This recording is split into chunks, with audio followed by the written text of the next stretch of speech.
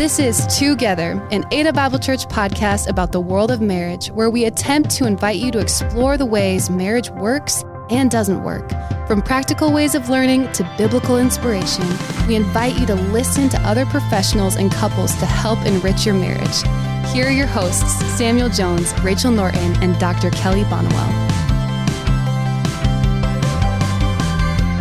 Welcome back to Together, listeners. This is Kelly, Rachel, and Samuel for another tremendous episode. We are excited to continue our conversation in the relationship of the stories of hope of couples that we have either heard back from or have shared their stories or that we worked with from a various year span, from Kelly's time in counseling to Rachel's time in mentorship and in women's ministry, and even my time, over the course of the lifespan of our relationship with Ada Bible. And there are so many couples that we're hearing from in terms of how they're being impacted by the podcast.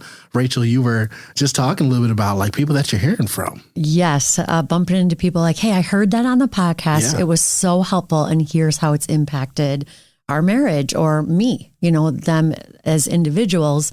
We hear stories of hope all the time. So I am excited on this episode to get to share that. And that's kind of what we're focused on today, right? Exactly. Yep. Exactly. And Kelly, we not too many episodes ago, had opportunity to kind of share some of the best practices or some of the information and books and podcasts that we shared. And from that episode, we just wanted to continue on with some actual stories that actually supported and helped some people that have been tuning in.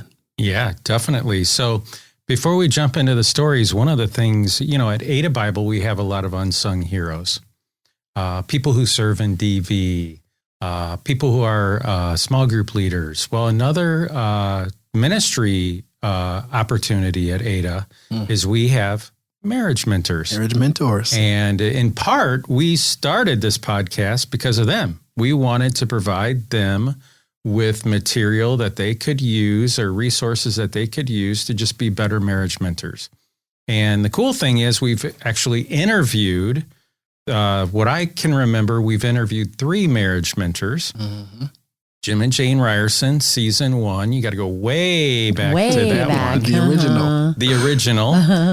Mike and Kim Ball. Rachel and I interviewed Mike and Kim, and they've been premarital mentors for many years and have made great impact. And then Dan and Diane Schroeder, who, Samuel, you and I interviewed just a handful of episodes ago. Exactly. So to our marriage mentors, we're so thankful for you and all that you're doing and walking through these stories with people. But today what we're going to do is we're going to focus on stories of hope. And I kind of had a cool experience about a month ago. So story number 1, I've got 2 stories. Story number 1, we're going to call them Court and Sarah. That's not really their real name. Interesting names to have selected, yes. I know, it's funny. I was just making up names the other day. Yeah. And so anyway, I worked with this couple 18 years ago, and I hadn't talked to them in almost 15 years. So I hadn't talked to them in a long time. And when I worked with Court and Sarah, they were just totally disconnected as a couple. And they had been married, I think, about 25 years at the time. And the best analogy I can come up with Court and Sarah, and this is often with marriage counseling, what I want you to think of is I want you to think of a boat, okay? Okay, we're in the boat. You're in a boat, okay? And as a counselor or as a mentor, you are in the boat, okay? But often what happens is one of the persons that you're trying to help, they're in the water, okay? The husband is in the boat or the wife is in the boat, but the other spouse is in the water. So you and one are on the boat, and the other one's... And what you are doing as a counselor... I already am catching something here. Yeah. And as a counselor, what you're trying to do is get that person in the water, in the boat, okay? And that was definitely Court and Sarah. And for about 4 years, on and off, I kept on trying to get Sarah in the boat. Sometimes she'd get in the boat. Sometimes she'd jump out of the boat. And, but there was this really interesting moment with Court at about the 4.5 year mark. I'll never, ever forget this day. It was Monday, 10 a.m. And this is like 15 years ago. But that says a lot because you've had a lot of meetings with a lot of people. Yes, I have. Okay. But this one definitely stands out, and you'll hear when I tell you the story. So Court comes in, and Court was always very wanted to grow, wanted to create change in his marriage for the most part. And but this Monday morning at 10 a.m., Court comes in and he says to me, hey, Kelly, this is going to be our last session. I don't want to come to counseling anymore. And I'm going to go pursue a divorce. Wow. And he was dead serious. Dead serious. Dead serious. Yeah, clarity. And at that moment, when you're a counselor, you just go, oh, where do we go from here? What do I say? Because he literally opened the session with those words. And so I sat there and I thought about it for a second. And this was totally the Holy Spirit. Because Court, at that moment, I could tell he thought I was going to Bible thump him. He thought I was going to bring out the divorce verses that Jesus talks about. And I did something which I've done a couple of times since. And this is the very first time I've ever done what I'm going to tell you what I did. And that is, I looked at Court and I said, Court, will you do me one favor? Will you ask Jesus if you can divorce Sarah? Will you ask him? Because I really believe it's him who is the only person who can give you the thumbs up to that. Now, you have to understand, Court was a charmer and he was a salesperson and he could be a little loose in that sense. And so actually, when I said that, I thought, you know what Court's going to do? Court in 24 hours is going to send me an email and he's going to say, yep, I heard God. God said, thumbs up, you can divorce Sarah. And this is what happened. And it caught me off guard. By 6 p.m. that night, I got an email from Court and he said, Kelly, I definitely heard from God. And he said, no. Wow. Yeah. Wow. Yeah. Well, this is a cool thing. I talked to this couple, like I said, 4 weeks ago. And one of the first things I asked him was, how are you doing? Right. Because this is a couple that was literally on the brink of divorce, and they're doing great. And they're doing really well in terms of their marriage. They're figuring out some of the kinks. And so I was really encouraged by that. And you don't always get to see that and have those exchanges. May we ask, when he kind of came to that conclusion and heard from God, did your sessions look different after that? Yes and no. It was sometimes still a struggle, but a little bit. But the cool thing, I think the big linchpin there, Rachel, was I think Court had been wrestling with that question of divorce probably for about at least 6 months, if not up to a year. And after that, what he did was he solidified his commitment. He made his yes, and didn't say maybe, and he didn't say no. He made his yes, as Jesus talks about. I do wonder if it inspired the one that kept getting in the water to get on the boat a little bit more, if you saw that afterwards. Definitely. So sometimes God does work in us first. Yes. Yes, he does. And then the other person. Yeah. So what a powerful story. Yeah. Wow. Well, that brings my second one. It's a little bit more brief. And this was really encouraging because, again, if you're a counselor and you're doing marriage counseling, I would say 95% of the time when you sit down with a couple, basically what the wife says to you as a counselor is, hey, if you can change my husband, our marriage will be so much better. Yes. And the husband says the same thing, but toward the wife. Exactly. I would, again, that happens 95% of the time. That's good to know. It brings a little relief. That's where a lot of us start as couples. Well, this is Alan and Elaine. More made up names. They'll all be made up names on this episode. Yes. And I worked with them. I've worked with them now like 6 to 7 sessions max. Hardly any time at all. But there was a marked difference in how they came into it. And that was they both looked in the mirror about themselves and kind of going back, Rachel, to what you said. What do I need to do to change? Now, this is a marriage. They're both solid Christians. And this is a marriage that, if you've ever listened to the podcast with any length of time, you know I'm a big fan of looking at marriage in the context of commitment, friendship, and sexuality. Mm-hmm. And this couple, when I first met them, commitment, 9. Very committed to one another. Their friendship slips down, maybe a 7, maybe even a 6 at times. And then their sexual connection was about a 3. Now, the big thing that the wife was really struggling with was emotional connection. She was really missing emotional connection with her husband because he was working so much. And then when he would come home, he would zone out or check out. Okay. Now, the husband, he was really yearning for physical intimacy, like physical intimacy. Thank you. No, he was. Yeah. And essentially when men have certain desires and things, when it goes unchecked, then it leads to another level of just a pain point for those guys. Totally. Mm-hmm. And the cool thing is, again, when I've worked with past couples before, it's hard to get the guy, in this case, in this similar situation, to focus on those emotional connectors, right? Yeah. And vice versa, maybe for the wife to connect on those physical intimacy connections. But from day one, this is what they've done. And they've brought 2 key things, which has just been refreshing to me to work with them. And in fact, I'm almost done with them. And that is, number 1, they've been humble, very, very humble. And number 2, they do what I ask them to do. Now, what I ask them to do isn't like super challenging, but for example, I've asked the husband, you need to become a better listener. And he has. So we've talked about how to become a better listener.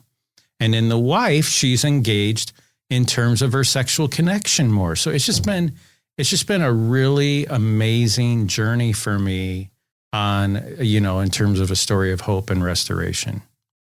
Wow. That's 2 very important stories, Kelly, that when we think about this idea of we're trying to exemplify hope in marriages, right? Where someone is navigating, could be a simple or complex challenge of this desire or this dream. And what they desire often cases goes unmet, unseen, unfelt, and then you feel unseen, unmet, unfelt in the way that you navigate a thing. But simply having a therapist or even getting back in the Word of God, making sure that He's the head of your life, brings things back into alignment, Kelly, is what I hear you saying. Yeah, definitely. Because when things get out of alignment, then everything else feels that way too. And when you start to put God first, like, for example, should I get divorced? Let me go ask God. That's alignment. If I feel a certain type of way and I've not had that communication with my spouse, let me go have the conversation, because we are 2 becoming 1. That's alignment. And so I hear those stories as you share that. And I'm sure there are a ton of couples that resonate with that question. Are we in alignment in our relationship with God and in our relationship with each other? Or are we just doing our own thing, which happens over the course of time in a marriage? Right. So true. Amazing. Well, I'm more hopeful. Thanks for sharing those. Yeah. Now, Rachel, you need to inspire me now. Do I? Okay. All right. We'll see. Well, not long ago, as you mentioned, we talked about some tools that we found to be especially helpful and valuable with people either in counseling or in more of a discipleship environment. And what I talked about on that episode was a book by Lisa Turkers called Good Boundaries and Goodbyes. I think when I introduced it, I said, this is not a book about here's how to end your marriage quick. But if the listeners are familiar with Lisa Turkers, she is a woman who has been in charge of Proverbs 31 Ministries. So she is all really about coming alongside women to help them realize God's dream for them in their role as a wife, right? To honor God in that role and in all the places really that they find themselves. So imagine her heartache when her marriage started having some significant challenges and addiction came in. Infidelity was a part of the story, and some things happened that she couldn't change, right? And she prayed and tried everything, and just a lot of heartache along the way. And she learned a lot about maybe what boundaries could have looked like long ago.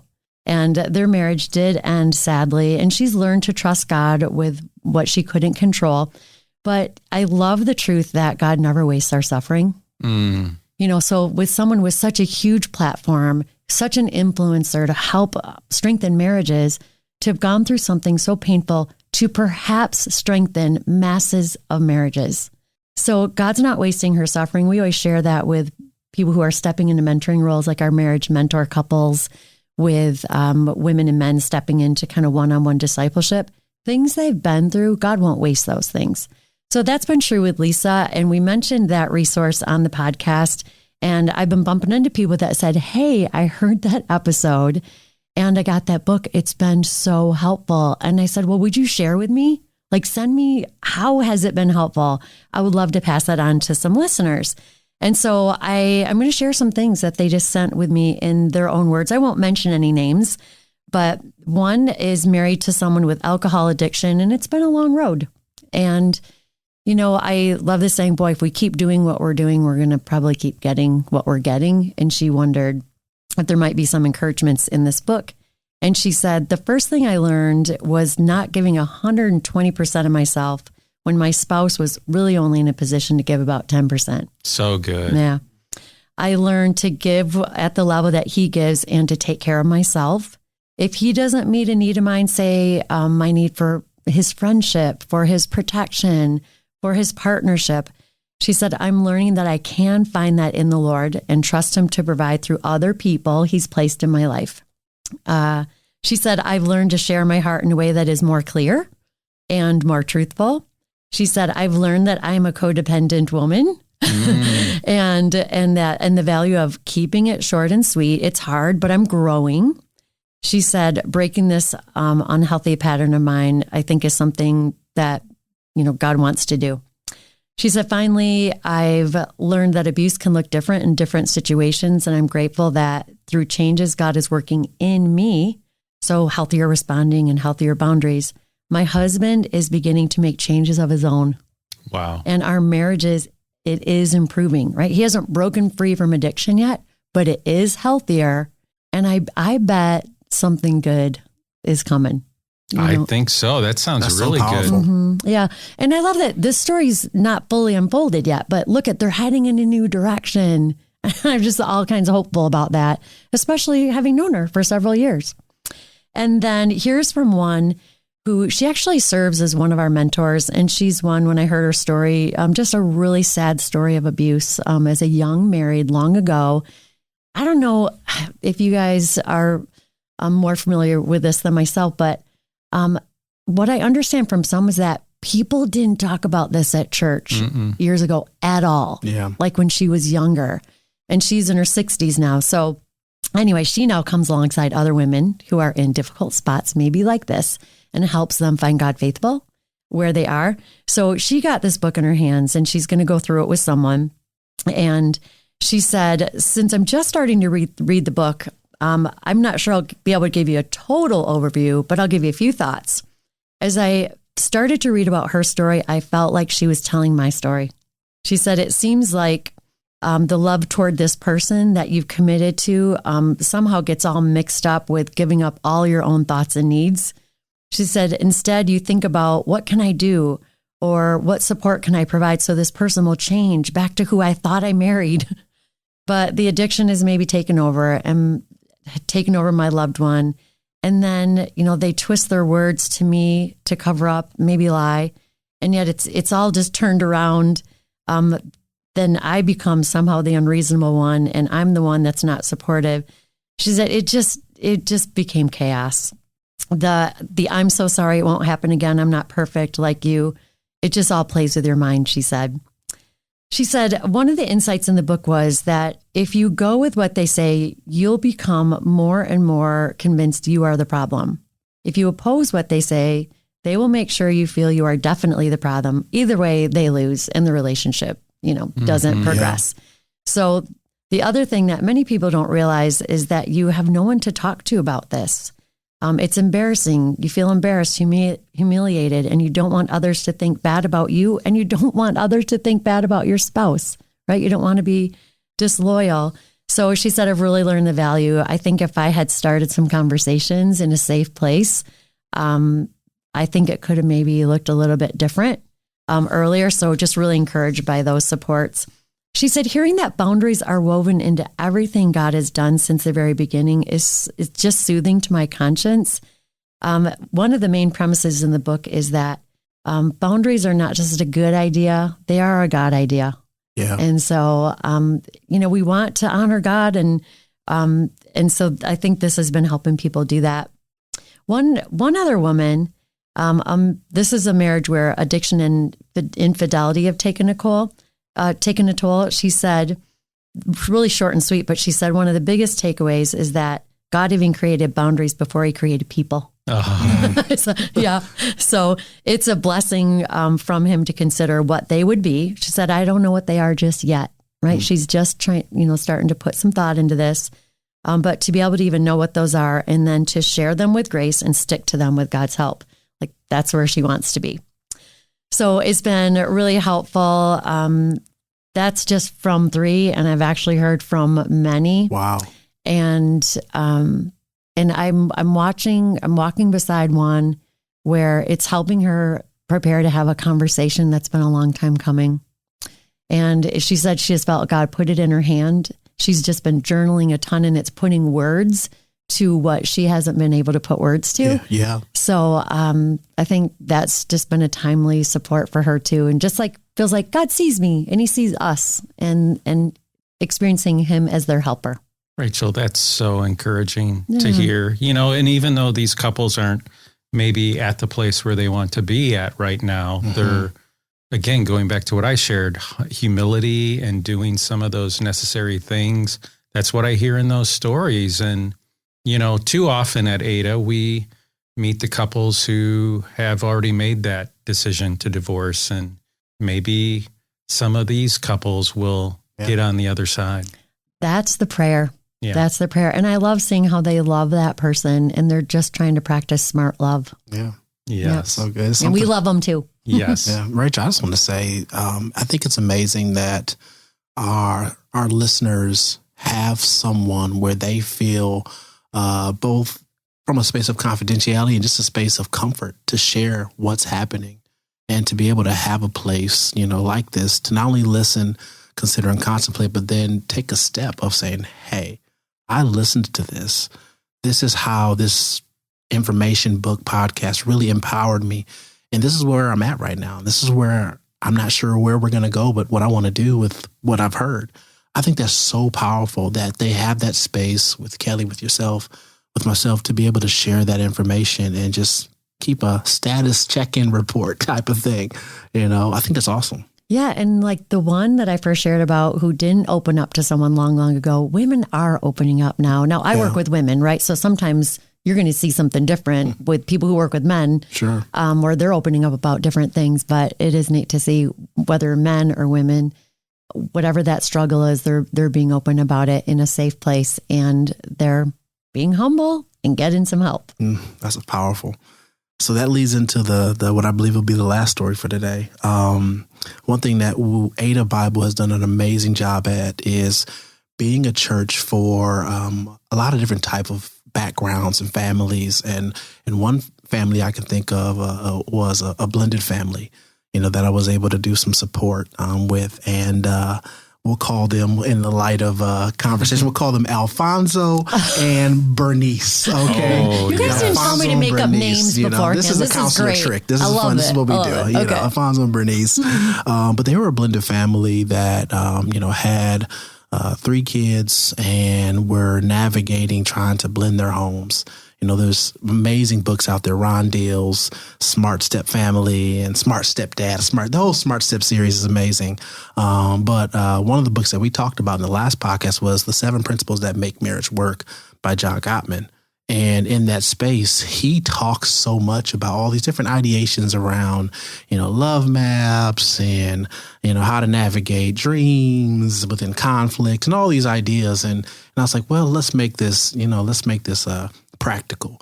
And so I can think of one couple, Alfonso and Bernice, that were in a space where in blending their families, they made every single thing about blending the family the priority. So much that they forgot that they were married or forgot about their marriage, which happens to many people, right? You know, they begin to make everything else a priority because they're trying to make everything just right. Everything work when your kid's your kid and my kid's my kid, and we're trying to make it work. And so this couple was doing that from the events of school to the aspects of, okay, hey, let's forego date night and consider that there's some aspects of, you know, the kids that are more important. And so the priority or prioritization of their marriage began to fall. And especially when they began to not communicate about what the issues that were going on, feeling left out, feeling like they didn't do things like they did before. Well, in the course of our counseling, you know, part of one of the things that they began to realize was that, hey, my partner and my spouse, they're feeling really neglected in the way that they're navigating their conversation and what's really on their heart. And part of building the idea of a love map, as I mentioned last time, was this idea of getting back to what are the things that even brought you together. And so one of the fun things that we did was we had the individual interviews, which is part of the Gottman therapy process. We also had them interview each other. And in interviewing each other, it was like, hey, why did we get married? What were some of the things that really mattered to us that turned us on or turned us on to you, you know? And I think this get me back to thinking about Dan and Diane, right? They got together on spring break, right? Yeah. And but really the things that brought them together, and as they began to interview each other and have a conversation about, oh, you know what? I really like that you used to do this. I really like that you used to prioritize, you know, date nights on Friday nights and this and so on and so forth. They began to rebuild their love map again. And in rebuilding their love map, they also did this exercise of dreams within conflict, where it was about, you know what are the things that matter to you right now that we aren't working through, that we aren't navigating in our life? And as they began to do that, the realization and the simplicity of us getting back to, in this season, as we see it, the things that matter to us and reprioritizing our marriage, now we can begin to take those next steps of making sure that we're first, even though our kids are growing and have certain needs and all those things. Because in blended families, there's so many contextual elements that are at play, right? You're trying to please your spouse, you're trying to please your kids, you're trying to please your ex, you know, and you forget, well, what matters to us? What brings us together? And as they began to rethink and rehash and reevaluate what mattered to them, they had the opportunity to take those next steps and rebuild their love map, rebuild the dreams that they desired. And as simplistic as that sounds, sometimes that's how it is in the context of, you know, what people are dealing with, no matter if they're blended families or they're married and been married for 30, 40 years. What are the things that matter to us? Again, let's wake up our dreams, our desires, and how do we navigate that right now, right here? And how has it changed?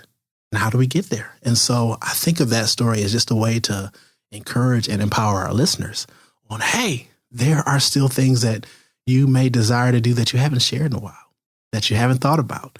And so what does it look like to reconsider having that conversation again and walking it out with your spouse? There might be some new joy, some new long suffering, some new patience, some new love, fruits of the Spirit that need to be reproduced in your life at that point in time. So then on the other side of this interviewing of one another, how did you see evidence of a change in their dynamic and even in their family? Because I would imagine that was a win for the kids too. It was. I'm going to give you a phrase. You ever heard of Nike, or company Nike? Just do it. That's the phrase. Yeah. It was as simple as just doing it for them, you know, just doing it. And as they began to do it, I remember, because I happened to have one of their children that I got a chance to have some good conversations with. They talked about the differentiation in their home. I can draw back to memory of like, hey, you know, they were always doing what I needed them to do, but they were always frustrated and talking at each other, not talking with each other. And as he began to say, yeah, they go on date nights and I feel like I can just be at home and do my thing, you know, was good to hear, because I'm like, okay, now it gives you a chance to mature and grow, but also see a blended family unit, your parent and the other parent actually work together in a way that's conducive for you. So, yeah. Love that story, Sam. Yeah. Yeah. And it's also about getting back to the basics, you know? It is. I love that part of like, what caused us to fall in love in the first place? Mm-hmm. That's great. Yeah. So, Rachel, Kelly, this has been a very short episode, But I think that, in this space, there's so many stories of hope that we didn't share, that we didn't tell, and that there's listeners that probably do like, hey, yeah, you know what? This has been helpful. Let me share this with Rachel, or whatever. But I think that these are just, again, opportunities to think about how do we get to a place where we can actually rebuild hope in our marriage. I love it. And, I just think, yes, what an incredible podcast. I feel like my hope is stirred in new ways. And listeners, if you feel the same way, we would love to know how you have been impacted by something you've heard. So we got to share some of that today. Maybe in the future, we're going to share something that you pass on to us. So there are several ways to reach out and let us know, whether it be commenting or leaving a review on your podcasting platform. But don't forget, you can also email us at care@adabible.org. So for Samuel, Kelly, and myself, this has been Together. Thanks for listening to Together. We hope you've learned a thing or two. If you find the podcast helpful, please go to Apple Podcasts, Spotify, or your listening platform, leave a comment, and give us a 5-star rating. If you'd like more information on Ada Bible Church and its ministries, or someone to pray or dialogue with about your marriage, go online and check out our website at adabible.org.